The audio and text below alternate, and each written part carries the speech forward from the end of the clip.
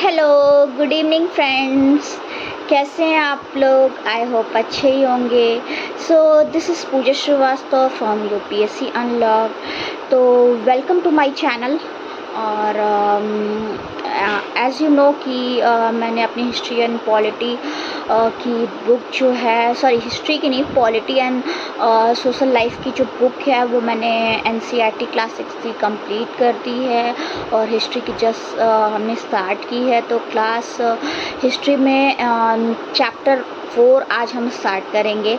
Chapter 3 तक हमने complete करा दिया है। अगर आप वीडियो देखना चाहते हो तो आप मेरे चैनल यूपीएससी अनलॉक पे सारी वीडियोस देख सकते हो। और फ्रेंड्स, अकॉर्डिंग टू मी, अगर आपको यूपीएससी क्रैक करना है या कोई भी ऐसे एग्ज़ाम्स क्रैक करने हैं तो आपका जो बेसिक होता है वो काफ़ी ज़्यादा स्ट्रॉन्ग होना चाहिए। तो बस इसीलिए मैंने बेसिक से स्टार्ट किया है कि पहले हम क्लास 6 की एनसीईआरटीज़ ख़त्म करेंगे, देन हम क्लास 7 की एनसीईआरटी कंप्लीट करेंगे, देन हम 8 की, ऐसे ऐसे करके हम आगे आगे अपना एडवांस लेवल की एनसीईआरटी कंप्लीट करेंगे। ठीक है, तो अभी जो हिस्ट्री मैंने आप लोगों की स्टार्ट कर दी है, पॉलिटी मैंने क्लास 6 की कंप्लीट करा दिया है और आगे हम एम लक्ष्मीकांत की पॉलिटी भी पढ़ेंगे। तो तो चलो हम आपका ज़्यादा टाइम ना लेते हुए अपना चैप्टर स्टार्ट करते हैं। ठीक है, तो जो हमारा चैप्टर उसके पहले मैं आप लोग को एक बात बता देती हूँ कि आप 2 बुक चेक करोगे ना, हिंदी एंड इंग्लिश की, तो उसमें तो थोड़ा सा कन्फ्यूजन है। चैप्टर 4 में जो है इंग्लिश में वो चैप्टर 5 में दे रखा है और चैप्टर 5 में और जो चैप्टर 4 है वो हिंदी में दे रखा है। तो मतलब थोड़ा सा हिंदी और इंग्लिश की बुक में थोड़ा सा आपको कन्फ्यूजन मिल सकता है, बट आप कंफ्यूज ना होएं। आप चैप्टर के नाम के अकॉर्डिंग पढ़े तो आपको कोई कन्फ्यूजन नहीं होगी। ठीक है, तो अभी हम चैप्टर स्टार्ट करते हैं अपना। ठीक है, तो हमारा जो चैप्टर है वो है चैप्टर 4 है और चैप्टर है हमारा what books and burials tells us. ठीक है, तो जो हमें बुक्स हैं, किताबें हैं और जो कब्रें हैं वो हमें क्या बताती हैं हिस्ट्री के बारे में। ठीक है, तो चलो हम स्टार्ट करते हैं। तो आते हैं अपना मैरी इन द लाइब्रेरी। तो as the bell ring the teacher asks the students to follow him because they are going to the library for the first time. When Mary stepped inside she found that the library was much larger than their classroom. Okay, and there were so many shelves all full of books. In one corner was a cupboard filled with large old volumes. Seeing her trying to open the cupboard, the teacher said that cupboard has very special books on different religions. Did you know that we have a set of the Vedas? What are the Vedas? Mary wondered. Let us find out. ठीक है, तो अभी chapter 4 में ये बोलना चाहता है कि एक मैरी है जो कि लाइब्रेरी में जाती है। मैरी नाम की एक लड़की है जो कि लाइब्रेरी में जाती है और लाइब्रेरी में जाके वो क्या देखती है इसके बारे में ही यहाँ पे एक छोटी सी कटिंग दे रखी है। और आप देखो एक इमेज भी दे रखी है जो कि मेरी की इमेज है।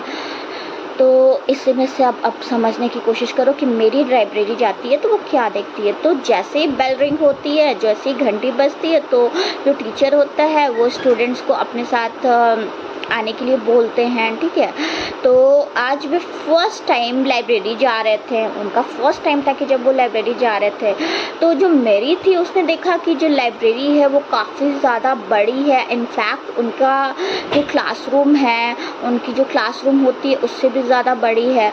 और वहाँ बुक से भरे बहुत सारे सेल्फ्स थे, बहुत सारे रैक थे जिसमें बुक्स रखी हुई थी। ठीक है, तो वही साइड में कॉर्नर में एक अलमारी थी जो छोटे मोटी कई किताबों से, छोटी मोटी कह रही हूँ, मोटी मोटी बहुत सारी किताबों से भरी हुई थी। ठीक है, तो मैरी क्या करती है, मेरी वो अलमारी देखती है और उसको खोलने की कोशिश करती है।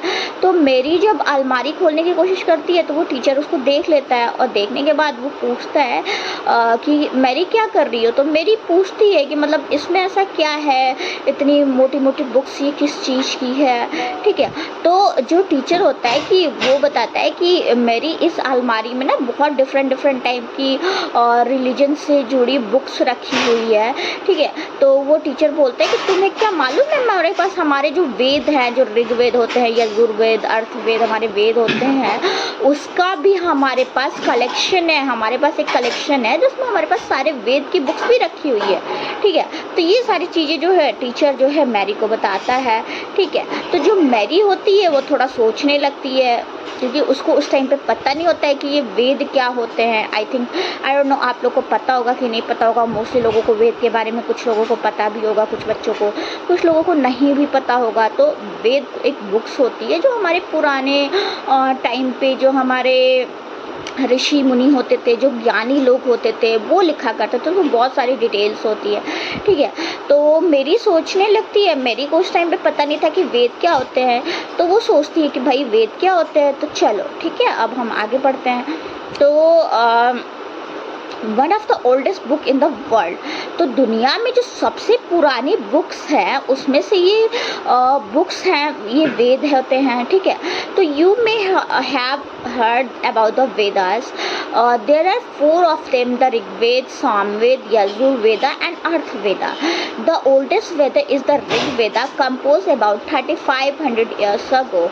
The Rigveda includes more than 1,000 hymns called Sukta are well said. The hymns are in praise of various gods and goddesses.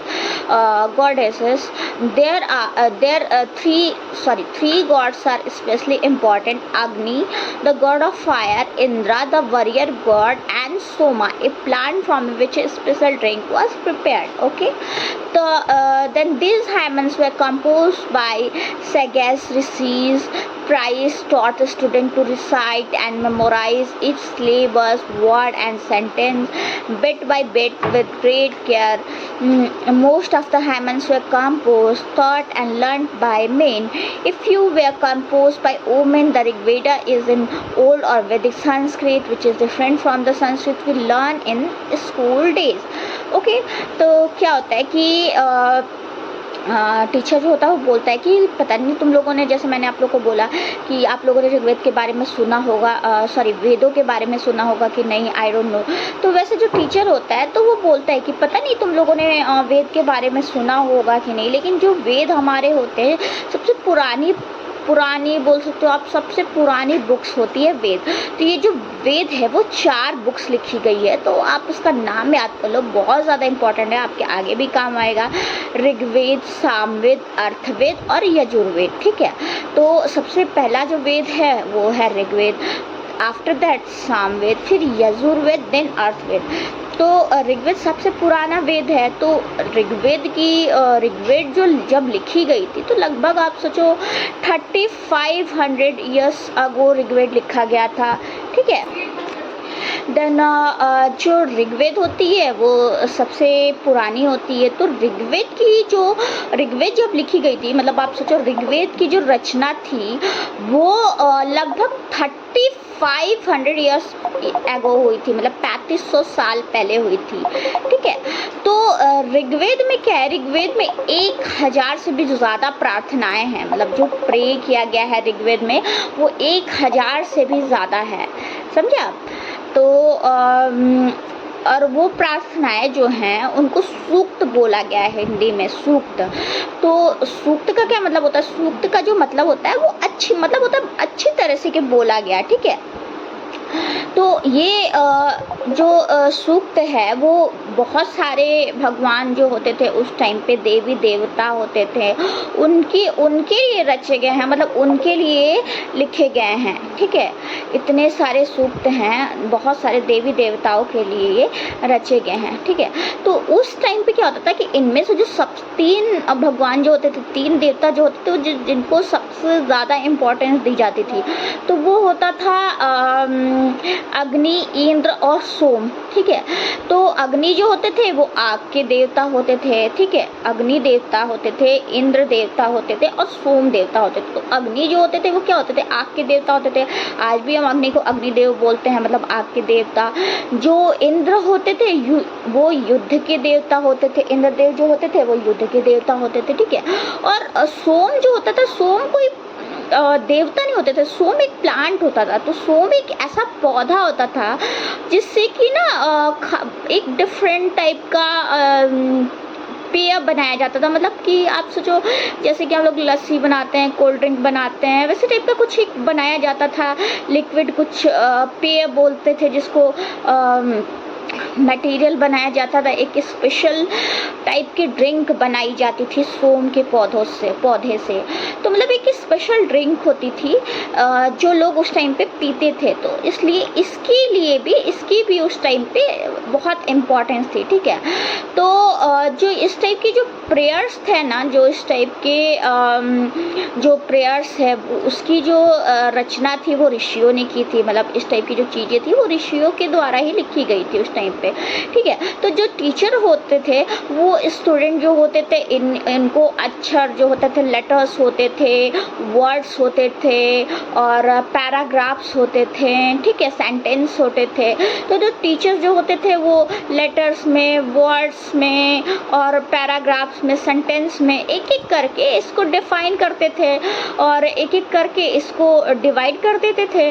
ठीक है, तो उस टाइम पे क्या होता था, और वो जो स्टूडेंट होते थे उनको याद करा देते थे, मतलब इजी वे में उनको याद कराते थे। पहले लेटर्स में, फिर वर्ड्स में, फिर उसको सेंटेंस में बना के एक एक करके उनको याद करा देते थे। ठीक है, तो अब क्या होता था, लेकिन क्या होता था कि उस टाइम पे जो ये जो सूक्त लिखे गए थे ना, ये मोस्टली इसको लिखने वाले और इसको जो सिखाने वाले थे वो मेल थे, फीमेल नहीं थी। उस टाइम पे जो ये सब चीज़ें लिखते थे वो मेल्स ही लिखते थे, फीमेल्स नहीं होती थी। ठीक है, तो मतलब फीमेल्स होती थी लेकिन फीमेल्स लिखती नहीं थी, तो ये मोस्टली मेल्स ही थे।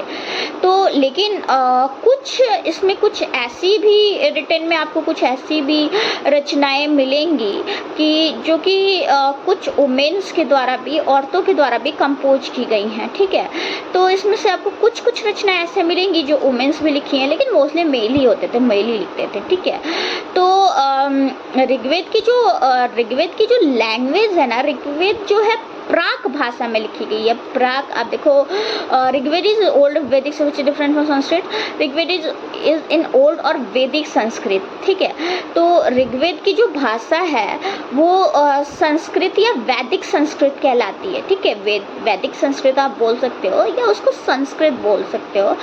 तो अभी लेटेस्ट में जो हम लोग संस्कृत पढ़ते हैं ना, उससे ये डिफरेंट होती थी, उतना ज़्यादा मैच नहीं करती थी। संस्कृति बोलते थे या वैदिक संस्कृत बोलते थे, लेकिन वो थोड़ी सी डिफरेंट होती थी। ठीक है, तो अभी देखो संस्कृत और डिफरेंट भाषाएं क्या होती है। Sanskrit and other languages. Sanskrit is a part of family of languages known as Indo European. Some Indian languages such as Assamese, Gujarati, Hindi, Kashmiri and Sindhi. Asian languages such as Persian and many European languages such as English, French, German, Greek, Italian and Spanish belong to this family. They are called a family because they originally had a words in common. Take the words Matra, Sanskrit, Ma, Hindi and Mother English. Do you notice any similarity? Other languages used in the subcontinent belong to different families.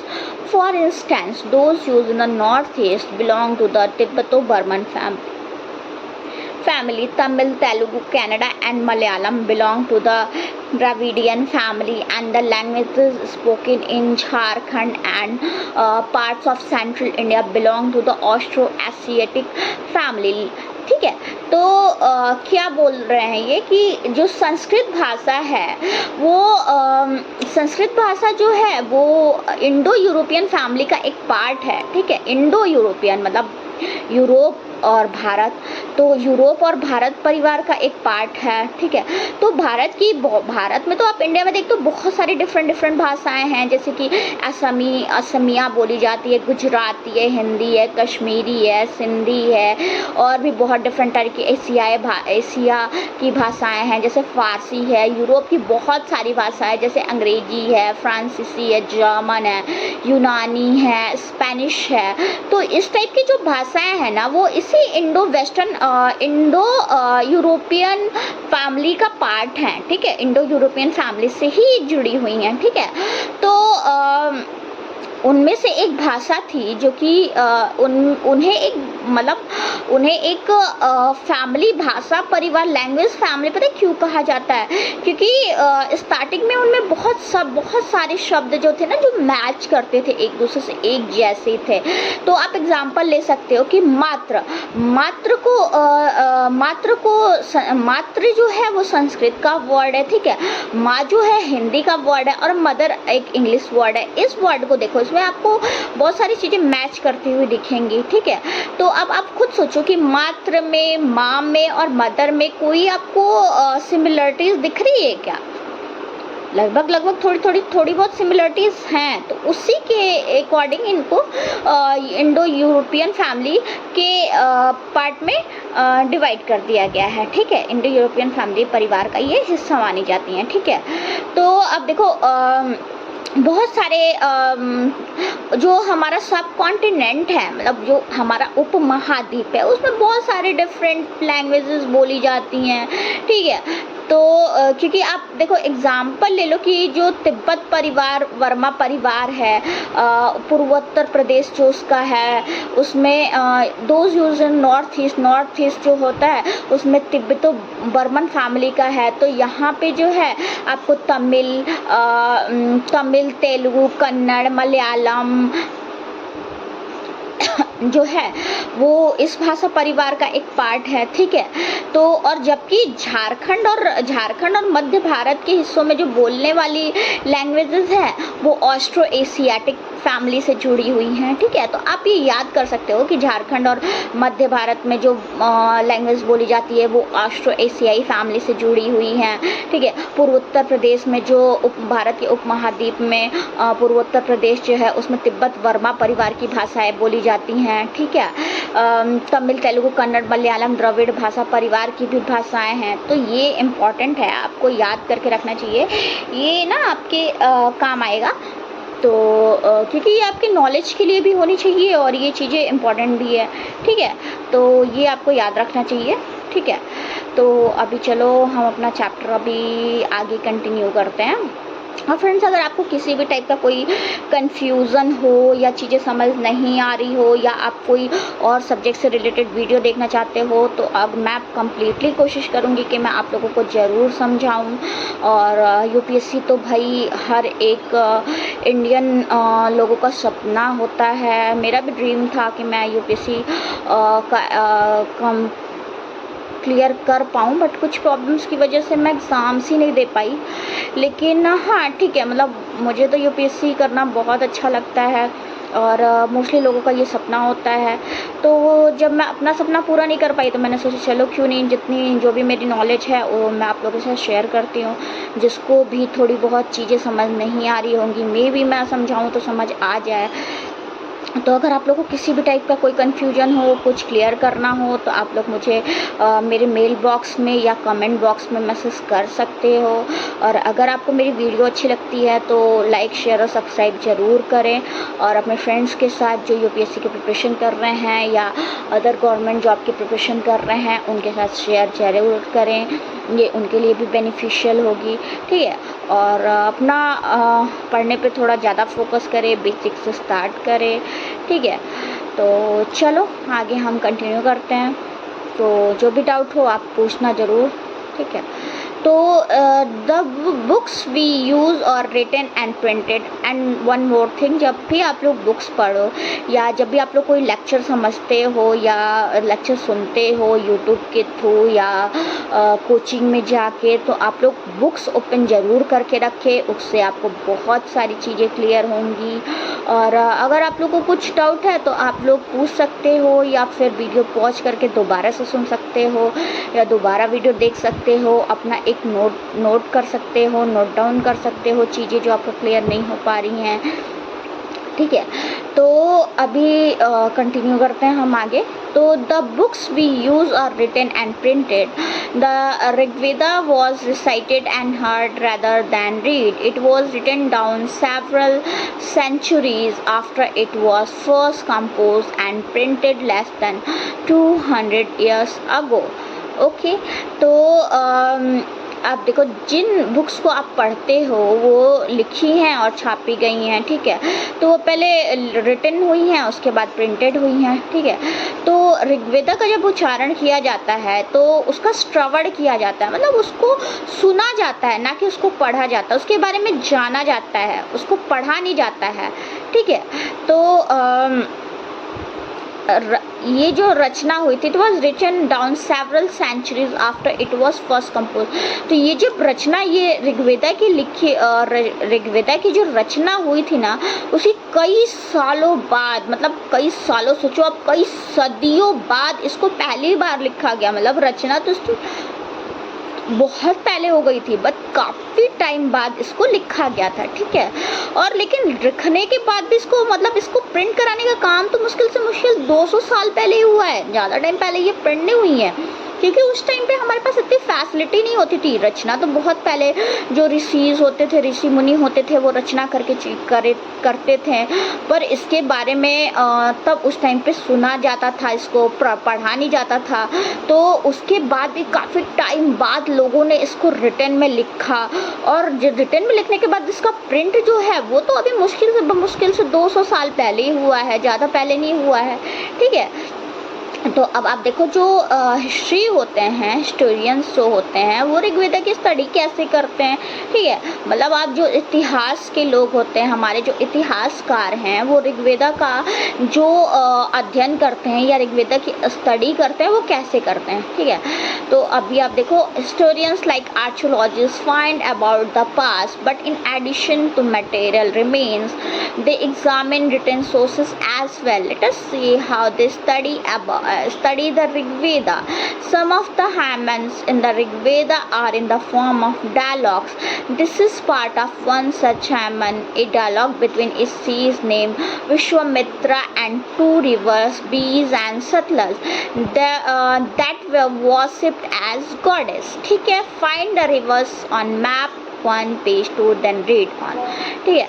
तो अभी देखो क्या है कि जो हमारे historians होते थे, जो हमारे इतिहासकार होते थे, या जो हमारे आर्कियोलॉजिस्ट होते थे, ठीक है। तो हमारे पहले भी हमने चैप्टर में पढ़ा है कि जो हमारे आर्कियोलॉजिस्ट हैं वो बहुत सारी पास से रिलेटेड इन्फॉर्मेशन कलेक्ट करते हैं, ठीक है। अपने पास बहुत सारी, जहाँ से भी उनको इन्फॉर्मेशन मिल जाती है या कुछ ऐसी चीज़ें मिलती हैं पास से रिलेटेड, तो उसको वो कलेक्ट करते हैं, ठीक है। तो लेकिन जो कुछ ऐसे होते हैं, in addition material remains they examine written source as well, ठीक है। तो लेकिन उस टाइप के जो अवशेष होते हैं, मतलब कि जो रिटन जो मटेरियल होते हैं वो जहाँ पे मिलते हैं, उसके अलावा जो रिटन में होते हैं, ठीक है, जो लिखे गए सोर्स होते हैं, उसका भी वो लोग यूज़ करते हैं, ठीक है। तो अभी देखो, एक आप दो नदियों के बारे में यहाँ बताया गया है। आप एक कटिंग है यहाँ पे, दो नदियाँ और विश्वामित्र के बारे में बताई गई हैं, जो एक दूसरे से बात करते हुए आपको दिखेंगी। तो इसको एक इनकी बातचीत के बारे में दी गई है। तो विश्वामित्र नामक उस टाइम पे ऋषि हुआ करते थे, जिसका नाम आप लोगों ने सुना होगा। और उसके अलावा जो हमारे यहाँ इंडिया में तो आपको पता ही है कि जो नदियाँ होती हैं उनको भगवान मानते हैं, उनको माँ का रूप मानते हैं। तो इसमें ही दो नदियाँ हैं, व्यास और सतलुज। तो फ्रेंड्स, अभी हम इन दो नदियों के बारे में पढ़ रहे थे। ठीक है। तो हमारे यहाँ विश्वामित्र नामक एक ऋषि थे, तो उनके बारे में आपको पता ही होगा। और दो नदियाँ जिसमें कि वीज और सतलुज के बारे में यहाँ बताया गया है। तो अब व्यास नदी और सतलुज नदी के बीच का ये एक सूक्त का अंश है, ये आप समझो, ठीक है।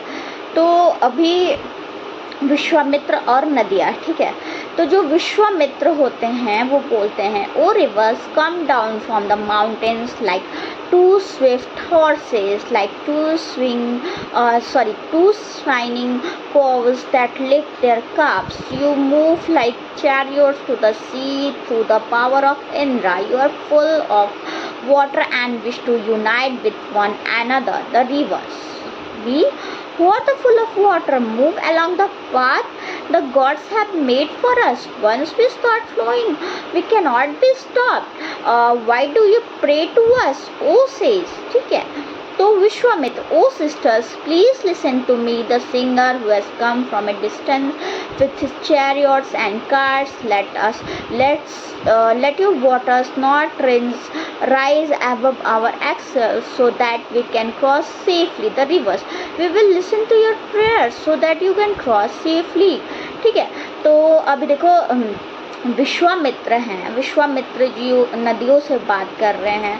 वो नदियों से बात करते हुए नदियों को कहते हैं, हे नदियों, अपने जो आपके ये हैं, आपके जो काउस हैं, आपके जो बछड़े हैं, मतलब आपके जो बच्चे हैं, अपने बछड़ों को चाटती हुई दो चमकती हुई गायों की तरह, दो फुर्तीले घोड़ों की चाल से तुम नीचे आओ। ठीक है। तुम इंद्र द्वारा दी हुई शक्ति से तुम रथों की गति से सागर की तरफ बह रही हो। तुम जल से परिपूर्ण हो और एक दूसरे से मिल जाना चाहती हो। ठीक है। तो जो नदियाँ होती हैं वो बोलती हैं, जल से परिपूर्ण हम देवताओं के बनाए हुए रास्ते पे ही चलते हैं। ठीक है। एक बार निकलने पे, एक बार अगर हम निकल गई तो हमें रोका नहीं जा सकता है। तो हे ऋषि, तुम ऐसी प्रार्थना क्यों कर रहे हो? ठीक है। तो जो विश्वामित्र होते हैं वो बोलते हैं, हे बहन, मुझ गायक की प्रार्थना सुनो। ठीक है। मैं रथों और गाड़ियों को लेकर, गाड़ियों सहित बहुत दूर से आया हूँ। कृपा करके हमारे अपने जल को हमारे रथों और गाड़ियों की धुरियों पर ऊपर ना उठाओ, ताकि हम इजीली रास्ता जो है वो क्रॉस कर सके। ठीक है।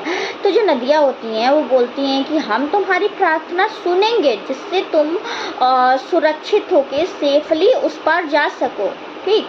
तो जो हमारे आर्कियोलॉजिस्ट हैं वो बताते हैं कि यह प्रार्थना उस क्षेत्र में रची गई होगी जहाँ पे ये दो नदियाँ बहती हैं। ऑब्वियसली उसी एरिया में बोली गई होंगी या रची गई होंगी जहाँ ये दो नदियाँ बहती हैं। और वह भी ये सजेस्ट करते हैं कि जिस समाज में ऋषि रहते थे वहाँ घोड़ों और गायों को बहुत इम्पोर्टेंस दी जाती थी। उस टाइम पे घोड़े होते थे और गाय जो होती थी उसको इम्पोर्टेंस बहुत ज़्यादा मिलती थी। ठीक है। तो इसलिए जो नदियाँ हैं उनका जो कंपैरिजन है वो घोड़ों और गायों से किया गया है। ठीक है।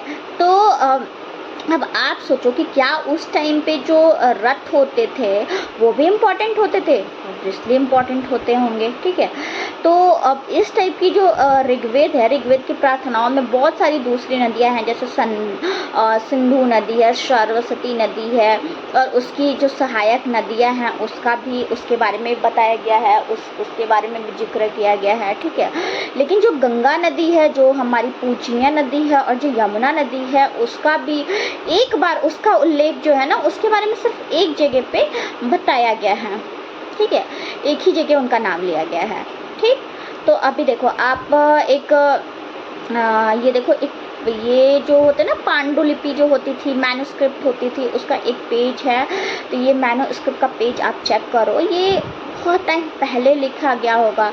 और ये जो ना भुर्ज, पहले कोई एक पेड़ होता था जिसकी छाल होती थी भुर्ज, तो उसकी छाल पे ये जो है पांडुलिपि, ये मैन्युस्क्रिप्ट लिखी गई है, और ये जो कश्मीर में पाई गई थी। ठीक है। तो लगभग 150 साल पहले ऋग्वेद जो था, ऋग्वेद को सबसे पहली बार इसी पे छापने के लिए किया गया था, इसी पे ऋग्वेद को छापने के लिए इसका यूज़ किया गया था। ठीक है। तो यही जो मैन्युस्क्रिप्ट है उसको देख के जो ब्रिटिश गवर्नमेंट हुआ करती थी, ठीक है, तो ब्रिटिश गवर्नमेंट इसी को देख के रेडी हुए थे, ठीक है। तो और यह जो मैन्युस्क्रिप्ट है ना, महाराष्ट्र के पुणे के एक किसी लाइब्रेरी में काफ़ी सेफ रखी गई है, ठीक है। तो अभी आप देखो इतनी सारी चीज़ें आपने समझी इसमें। और नीचे का हम अपना स्टार्ट करते हैं। तो आप देखो कैटल, हॉर्सेस एंड चैरियट्स, ठीक है। कैटल मतलब आपका जो मवेशी होते हैं, घोड़े होते हैं और रथ होता है, ठीक है। तो ऋग्वेद में जो मवेशी और बच्चों, ठीक है, खासकर जो लड़के होते हैं मतलब जो बेटे होते हैं, और घोड़ों की प्राप्ति के लिए ना, जो बेटे की प्राप्ति के लिए बेटे तो देखो बहुत सारे, अब तो ऐसे हालांकि ऐसी चीज़ें नहीं हैं, अब लोग बेटे बेटियों को कंप्लीट मतलब इम्पोर्टेंस देते हैं, बेटा हो या बेटी बराबर है। लेकिन पहले के टाइम पे बेटे को बहुत ज़्यादा इम्पोर्टेंस दी जाती थी, लड़कियों को कम इम्पोर्टेंस दी जाती थी। लड़कियों को सिर्फ इतना ही सिखाया जाता था कि वो घर के काम कर ले, उसको पढ़ाई लिखाई की ज़्यादा ज़रूरत नहीं है, उसको घर के काम आने चाहिए। लेकिन हाँ, हालांकि अब लोगों की सोच बदल रही है, अब ऐसा नहीं है, काफ़ी चेंजेज आ गए हैं हमारी सोसाइटी में, ठीक है। तो ऋग्वेद में भी जो मवेशी होते थे, मतलब जो हमारे जानवर होते थे, बच्चे जो होते थे, मतलब स्पेशली लड़के, और घोड़े जो होते थे, घोड़ों की प्राप्ति के लिए ना बहुत सारी प्रेयर्स दी गई हैं। तो लोगों के लिए उस टाइम पे मवेशी जो होते थे और लड़के जो बच्चे जो होते थे, मतलब जो लड़के स्पेशली होते थे और घोड़े जो होते थे, बहुत ज़्यादा इंपॉर्टेंट होंगे, तभी तो लोग उनके लिए प्रे करते थे, ठीक है। तो जो घोड़े होते थे उनको लड़ाई में काम आते थे, वो रथ खींचने के काम में आते थे, ठीक है। तो इस टाइप की जो लड़ाइयाँ होती थी ना, उसमें जो मवेशी होते थे, उसमें जो जानवर होते थे, वो जीत के लाए जाते थे, ठीक है। तो लड़ाइयाँ वैसे तो क्या होता था कि ज़मीन के लिए लड़ी जाती थी, लड़ाइयाँ मोस्टली वैसे तो ज़मीन के लिए लड़ी जाती थी, ठीक है। तो जहाँ पे अच्छी ज़मीन हो, जहाँ पे फसल अच्छी उगती हो, या जहाँ पे अच्छे चारागाह हो, और जहाँ पे जौ और गेहूँ जैसी फसल ईजिली उपजाया जा सके और उसकी कटाई बुआई सब कुछ हो सके, ठीक है। और कुछ लड़ाइयाँ जो होती थी वो पानी के लिए भी होती थी, कुछ लड़ाइयाँ जो होती थी लोगों को बंदी बनाने के लिए भी होती थी। मतलब सोचो आप, हर टाइप की लड़ाइयाँ आती थी, हर चीज़ के लिए लड़ाई होती थी, पहले भी लोग हर चीज़ के लिए लड़ते थे, ठीक है। तो इस टाइप की जो लड़ाइयाँ होती थी, जो युद्ध होते थे, उसमें जो लोग जीतते थे उनको बहुत सारा पैसा भी मिलता था, धन मिलता था। तो उसका जो कुछ पार्ट होता था वो जो सरदार होते थे वो रख लेते थे, और कुछ पार्ट जो होता था वो जो पंडित होते थे, पुरोहित उनके साथ जाते थे, उनको दे दिया जाता था। शेष जो दोबारा और जो उससे बचा हुआ जो पैसा होता था, धन होता था, वो नॉर्मल लोग जो हमारे जैसे नॉर्मल लोग हैं उनमें बांट दिया जाता था। कुछ जो ऐसा धन होता था वो यज्ञ होते थे, उसको यज्ञ कराने के लिए यूज में लाया जाता था। कुछ को यज्ञ की आग में आहुति दी जाती थी, ठीक है।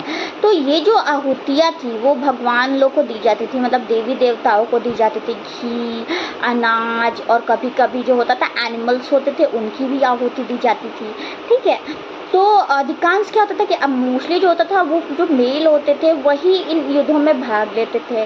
तो इनकी कोई ऐसा पर्टिकुलर सेना नहीं होती थी, ठीक है। ये लोग सभाओं में जाते थे, मिलते जुलते थे, युद्ध व शांति के विषय में एक दूसरे से सलाह मशवरा करते थे, और वहाँ से ये ऐसे लोगों को अपना सरदार मानते थे, मतलब ऐसे लोगों को अपना लीडर चुनते थे जो बहुत ज़्यादा स्ट्रांग हो, बहादुर हो, जो लड़ाई में उनकी हेल्प कर सके, ठीक है। तो इस टाइप से लड़ाइयाँ होती थी कि मतलब बहुत लंबे लंबे से युद्ध होते थे। तो कुछ युद्ध पानी के लिए होते थे, कुछ युद्ध जो होता था वो खाने के लिए होते थे, कुछ युद्ध एनिमल्स के लिए भी होते थे, कुछ युद्ध ज़मीन के लिए होते थे, और कोई स्पेशल सेना इसके लिए कंप्लीट तैयार नहीं की जाती थी। लोग जाते थे, एक मतलब एक बैठक टाइप की होती थी, सभा होती थी, मतलब सोचो आप, वहाँ एक दूसरे से लोग मिलते जुलते थे और युद्ध और शांति के विषय में बात करते थे, डिस्कशन करते थे। और जहाँ पे भी लगता था कि हाँ भैया ये लीडर बन सकता है, बहुत ज़्यादा स्ट्रांग है और लड़ाई झगड़ा अच्छा कर सकता है, कुशल है, योद्धा है, तो उसको लोग अपना क्या करते थे कि बना लेते थे, अपना लीडर बना लेते थे। बहुत ज़्यादा ब्रेव जो हो, ठीक है, और वॉरियर्स हो, उसको लोग अपना योद्धा बनाते थे, ठीक है। अब आप देखो थोड़ा रस ले लेके बढ़ाते हैं, काफ़ी ज़्यादा हो रहा है। ठीक है फ्रेंड्स, तो अभी ये चैप्टर हमारा आधा ही कंप्लीट हुआ है, क्योंकि कल परसों मैं वीडियो बना नहीं पाऊँगी, थोड़ा सा बिज़ी हूँ, तो इसलिए मैं चाह रही हूँ कि अभी मैं ये कंप्लीट कर दूँ। तो देखो फ्रेंड्स, ये पार्ट 1 मैं सोच रही हूँ कि हम लोग इतने पे रहने देते हैं, कि आप लोग भी एक साथ बहुत ज़्यादा पढ़ के परेशान हो जाते हो, थोड़ा सा कंफ्यूज हो जाते हो।